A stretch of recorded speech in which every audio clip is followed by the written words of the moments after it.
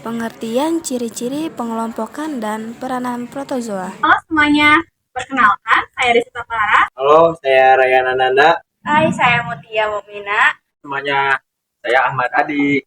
Rasun Nami Abdi Raditya. Kakak, my name is Nuril Harini. Protozoa berasal dari bahasa Yunani, yaitu protos yang artinya pertama, dan zoon yang artinya hewan, sehingga protozoa yaitu hewan pertama. Ciri-cirinya adalah mampu bergerak aktif dengan alat gerak yang berbeda-beda atau bervariasi.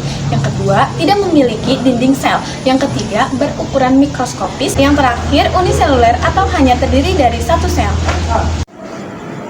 Protozoa bereproduksi secara seksual, yaitu konjugasi, dan aseksual, yaitu pembelahan biner.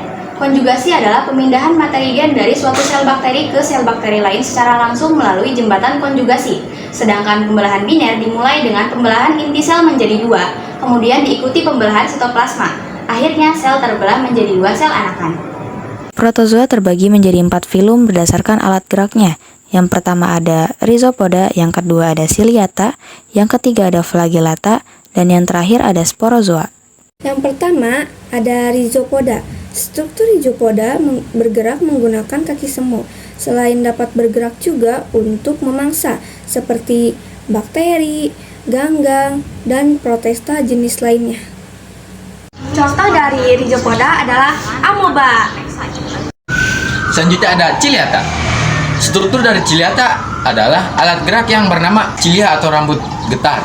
Memiliki bentuk asimetris dan memiliki dua jenis nukleus, yaitu makronukleus dan mikronukleus. Contoh dari Ciliata adalah stentor dan verticella dinium. Flagellata. Struktur dari Flagellata ialah alat gerak yang bernama flagel atau bulu cambuk.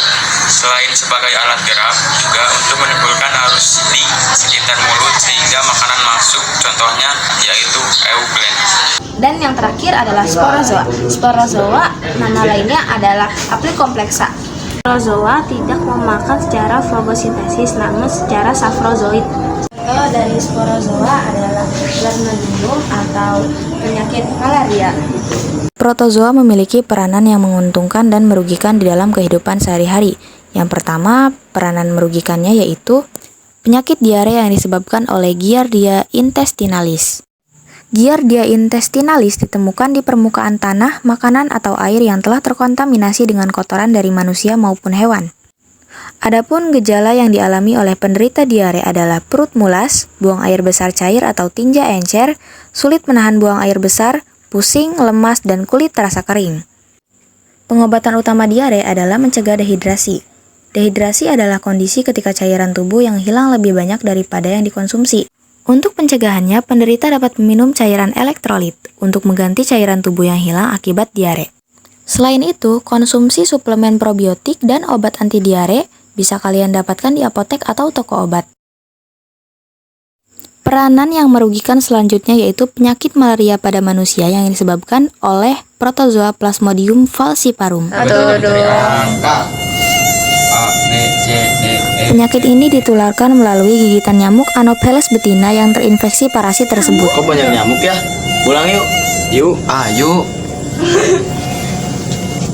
Gejala-gejala umum dari penyakit malaria antara lain menggigil, demam tinggi, tubuh kelelahan, banyak keringat, sakit kepala, mual disertai muntah, dan diare serta nyeri otot.